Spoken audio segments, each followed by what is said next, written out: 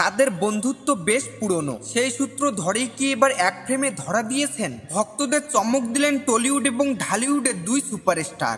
বলছি ঢালিউড সুপারস্টার শাকিব খান ও টলিউডের অভিনেত্রী ঋতুপর্ণা সেনগুপ্তের কথা। সামাজিক মাধ্যমে তাদের একসঙ্গে কয়েকটি ছবি দেখা যায়। এরপর থেকে নেটিজেনেদের মনে নানা কৌতূহল। একসঙ্গে কি করছেন তারা? শনিবার 4 মে ফেসবুক পেজে বিষয়টি খোলসা করলেন ঋতুপর্ণা নিজেই।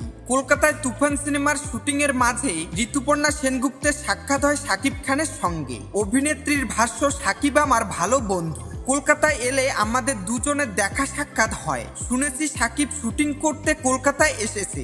আমি আমার অভিনীত দাবাড়ু সিনেমার প্রচারণায় ভীষণ ব্যস্ত। এ কারণে এবার সাকিবের সঙ্গে দেখা হওয়ার কোনোই সুযোগ ছিল না, কিন্তু হঠাৎ ওই সিনেমার প্রচারের সময় সাকিবের সঙ্গে আমার দেখা হয়ে যায়।